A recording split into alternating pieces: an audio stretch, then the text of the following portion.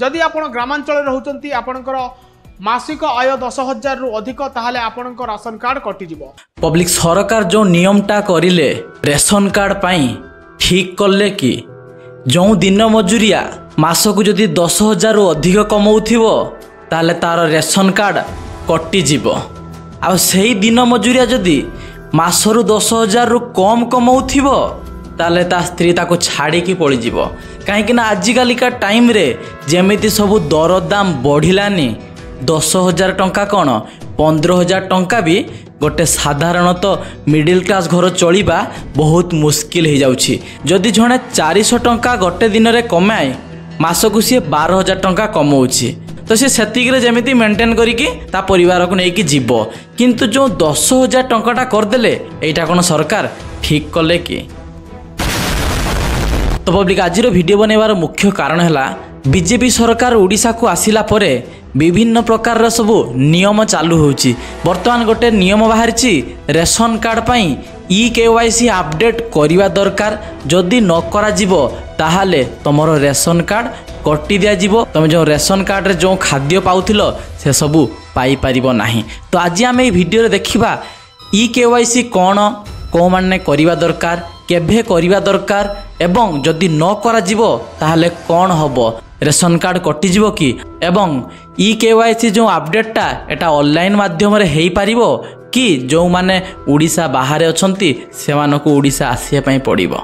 तो प्रथमे जानिबा जो KYC अपडेटटा सरकार एथि पई लागू करले आम ओडिशा रे 16 लाख रु अधिक भूत अधिकारी अछंती। मनेकर धरा जाऊ आम परिवार रे आमे 6-7 जन अछु से वृद्ध व्यक्ति जनक जदि कहीं मरीगला परे से रेशन कार्ड रे से जहाँ प्राप्य पाउथिला जो चाउल पाउथिला लोक माने भी लाभ उठे पारचंती एवं लोक माने से लाभ उठे पारि थांतु न पारि थांतु जो डीलर वाला माने से मला मनीष नाम रे भी से माने से चाउल को रखी दउचंती कि बिकी दउचंती। तो यही सब बंद करिया पई जो माने ठीक प्राप्य पाइबार हकदार अछंती सेही मानक पई एही KYC अपडेटटा निहाती जरूरी।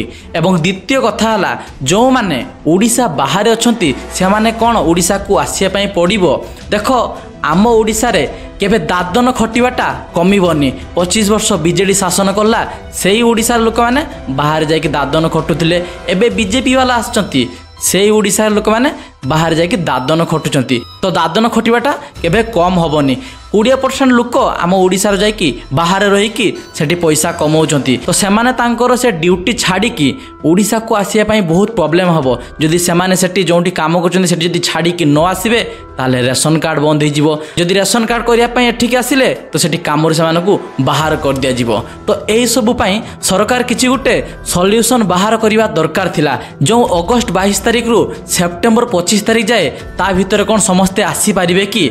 तो तापर सरकार किछि पदक्षेप नेले नाही। मु बहुत डीलर मानक सहित कथा हली से पचारि जे भाई आमे तो बाहर अछु तेणु आमे ऑनलाइन माध्यम रे कोन करि हेबो कि? किंतु से माने कहले नाही ऑनलाइन माध्यम रे से सब करि हेबोनी तमानको आसिया पई प्रेजेंट रहिया पई पड़िबो डीलर मानक पाखरे।